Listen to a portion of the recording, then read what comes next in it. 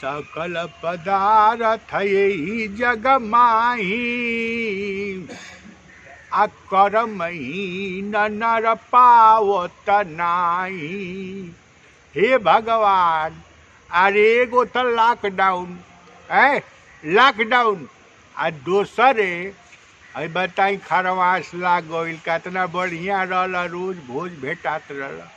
आज जजमान लोग के शादी बियाह तिलक न्योता बड़े छा यही में जोन बाटे। ही भगवान, आज हई खरवास में हमनी के कहता ही गुजारा नहीं के भगवान। अब का होई, एक महीना तो बड़ा प्रणाम पड़ा पड़ा पड़ा पत्रा निकाली है पत्रा निकाली। पत्रा, अरे पत्रा निकाली जल्दी। पत्रा पत्रा का अरे निकाल, निकाली ना, पहले पहले पहले पतरवा तो निकाली। पत्रा निकाल देनी। हाँ तनी खोली एकरा के पतरवा खोली। आए पतरवा खोली। पत्रा ऐसे ना खुले बाबू, पतरा कैसे खुलेला? पत्रा पर कुछ चढ़ाइब तब खुली दक्षिणा, माने बिना दक्षिणा ना खुली? दक्षिणा बिना ना खुली। एक मिनट जय हली हां, भगवान। 1 रुपया चढ़ा के 99 रुपया हमरा के वापस करी। खुदरा नहीं थे खुदरा कब हम ए पर जब चढ़ जाला तो चढ़ जाला, उ हटे ना, उ ना वापस सुनी ना ना, होके। 1 रुपया चढ़ा ली 99 को वापस कर दी। हमार पत्रा ना खुल। अरे सुनी ना, हल्ली हल्ली दे दो। आए? का करी है पर चढ़ावा। हां चढ़ गई। जय जय भगवान। खोली ना एगो दिन देखी ना। हाँ बहुत जल्दी सुन ला, बहुत जल्दी प्रभु। हे भगवान, जय भगवान। सकल अरे बाद में बोल ले, पदार्थ पहले खोली ना। यही जग माही। सुनी ना, एगो दिन देखी ना, हैं? दिन देखी ना। दिन कौन सी के? बियाह के दिन पे।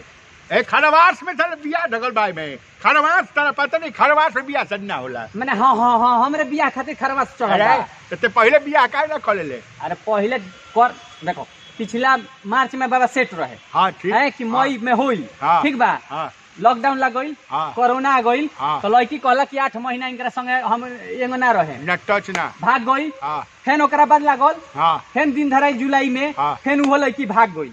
तो हमार मुंहवा देखा तरी सन भाग जाता रही सन।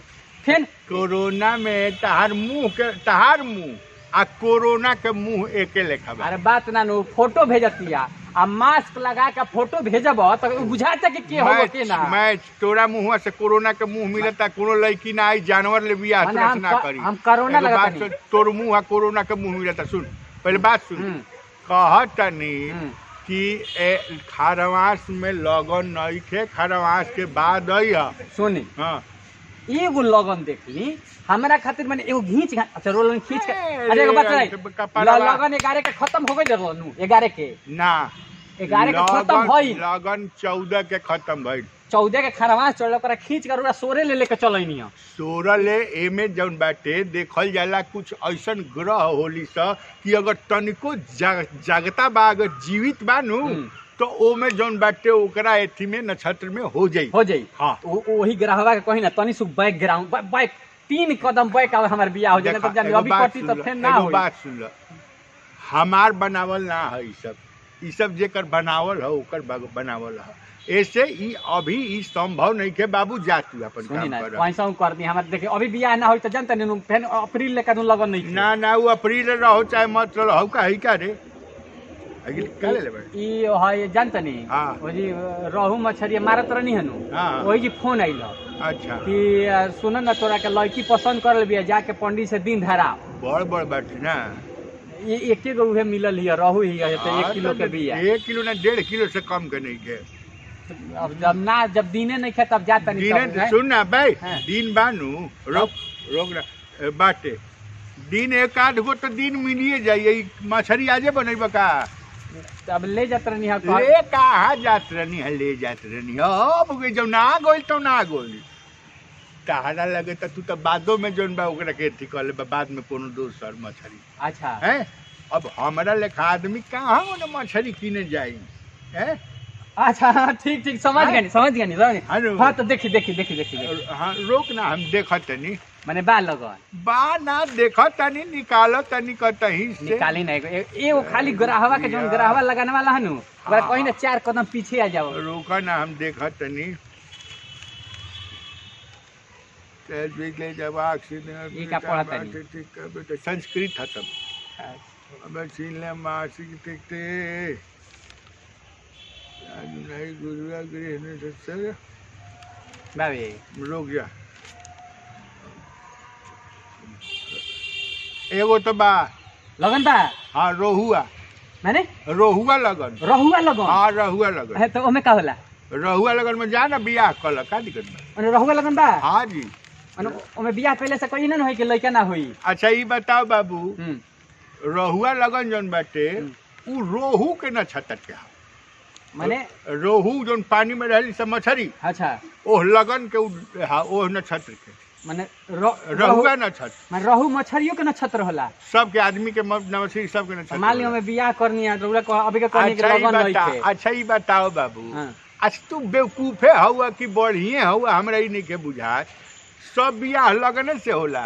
ई तो रउए न कहे नहीं कि लगने पर बियाह होला तबे अच्छा, ई बता। वंश चली लइका उइका होई। अच्छा ये बताओ कि रोज जौन कोर्ट मैरिज होता, जौन लव मैरिज होता, कौन मैरिज होता हूँ जज साहब बैठ के बियाह करावता रहे, मंदिर में जौन बियाह होता रिश्ता सब बियाह कोनो बंद हो जाता? सब होते न बाजी। कोर्ट मैरिज में कौना लगन में बियाह होता कि लगन नहीं खड़ा तो बियाह नहीं का कोर्ट बंद हो जाता का बियाह वाला है? आ ओकनी के देखा ना सवितवा के बियाह भई रहे, सवितवा के 2 गो बेटा, साले 2 गो है। साले माने 1 साल में एगो हनु। अच्छा हम जाने कि एक साल में 2 गो बेटा? ना 1 साल 2 गो बेटा अच्छा। है। त्रिभुवन के एथी के त्रिभुवन के मामा की यहाँ जौन बेटे बियाह भइल है, जौन कथी भागा भागी कइले रहले है सब लव मैरिज में जौन भागे रहल सन। हाँ हां हां ओकर एगो जौआ। अच्छा एक माने एक काली 2 गो एक है बिना लगन के बियाह कइलक तो? बिना लगन के रोहुआ, सब रोहुआ चलेला माने रहुआ लगन रहुआ में है। तो ए से तू निश्चिंत रह, माने एमे हो जाई जा तू जा निश्चिंत रह, एमे जौन बाटे हो जाई है। काहे लोग कहेला कि माने होही में करब? लोग कहेला जौन विधि विधान बनावल बा ओकरा के नाम मनबो त सृष्टि में सब कुछ देखे के बानू।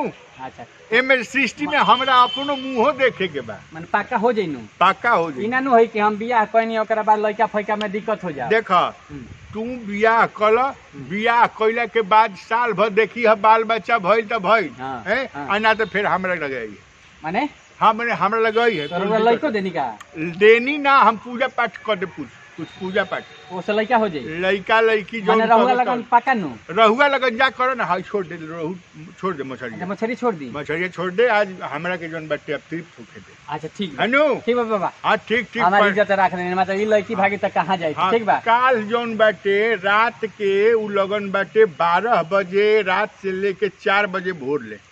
बारात कब ले जाए? बारात कब ले? 8 बजे 7 बजे 5 बजे सांझ के बारात ले जाके बैठा दियो जी।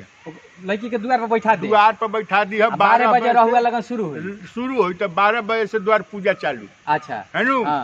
कन्या निरीक्षण वगैरह क के 4 बजे ले बाटे बियाह क ले के बा है। अच्छा आ ओकरा बाद अपन जब मन कर त ले है चाहे मत ले है, चाहे वो जे बस जई है, उससे कोनो मतलब नहीं। ठीक बा बाबा। ठीक नु? चलते। खुश रह ठीक बा। हां ठीक बा। मछरिया चल ये भगवान है भगवान। आहा हा बाहर रख देनी। अच्छा हो गई बढ़िया। बाप रे बाप, ये ताजा मार के लिए आइल बा। अब के तो मरले बटे, ताजा मार के लिए आइल बा। हे भगवान ऐसा नहीं जजमान अगर 2 गो आ जाए नु प्रभु रोज तो हमार भोजन भर कम से कम निकल जाए प्रभु। हे भगवान 1 गो हो जाए तो चल ठीक बटे। हे भगवान प्रभु भगवान। नमस्कार दोस्तों, मैं आपका दोस्त बीआईबी विजेंद्र सिंह। हमारा संगे बनी आनंद मोहन पांडे मामा। ई फेंकू वीडियो कैसा लागल है? लाइक करी, कमेंट करी, चैनल सब्सक्राइब नहीं कैले तो सब्सक्राइब करी। आप सबके मनोरंजन खातिर जौन बाटे हमनी के आदमी तत्पर बाटे। कुछ विलम्ब होता बीच में, चूंकि अपन और भी कई गो कार्य बाटे जैसे अपन काम भी बाटे, कार्यक्रम फिल्म भी करता नहीं। हाँ मैंने रुकुंदीपुर पंचायत महाराज जौन सिवान में पड़ता वहाँ से मुखिया की तैयारी करतनी यहाँ के। तो ऐसा बाकी यहाँ के भी रुआ सब आशीर्वाद दी कि यहाँ भी मुखिया हो जाई। अगला चांस में जौन बाटे और आगे बढ़ल जाई और मनोरंजन भी होई, साथ में जौन बाटे सामाजिक काम भी होई और यही पर आदमी तत्पर बाटे कार्य कर रहा है। और इस सब चीज के बीच भी मामा भी अपना फिल्म से भी टाइम निकाल के, हमनियों के टाइम निकाल के उनके मनोरंजन खातिर हमेशा हमने के आगे रहनी सन। आदमी क्षेत्र में भी घूमता तो देखा था कि बहुत लोग, औरत लोग, सबसे ज्यादा औरत लोग आज और बुजुर्ग लोग, बच्चा लोग के बड़ा प्यार मिलता खाली ये वीडियो के चलते। देखिए ये वीडियो काहे प्यार मिलता हमारा जैसा बुझाता ऐसे कि हमनी के बहुत ताम झाम नहीं खे, और चूंकि शुद्ध मनोरंजन बाटे, एमे ऐसन बाटे कि रउआ पूरा परिवार एक साथ बैठ के रउआ हमार वीडियो जौन बाटे देख सकीले। रउआ तनिको नज़र घुमावे के या छिपावे के जरूरत ना पड़ी। जौन की शिकायत रहल बा आज तक कि भोजपुरी आदमी घर में ना देखे, भोजपुरी टीवी में कुछ आदमी नहीं देख पावत, कहीं कुछ सुन नहीं के पावत, ऐसे कि अश्लीलता हावी बा। तो एक चीज़ जौन बाटे अपनी एकदम कहीं कि मैंने शपथ बाटे कि अश्लीलता बिल्कुल ना, और ऐसन चीज जौन बाटे परोसल जाई जौन पूरा परिवार एक साथ बैठ के देखो और खुशहाल रहो और हमनी के सेवा करे के मौका मिलत रहो। तो ऐसा ही हंसत रहे लोगिन, मुस्कुरात रहे लोगिन, और अपन आशीर्वाद बीआईबी और मामा पर बनौले रखी। ऐसा ही हमनी के रिलीज होता है। तब तक के लिए बहुत बहुत धन्यवाद। भारत माता की जय, वंदे मातरम, जय जय भोजपुरी।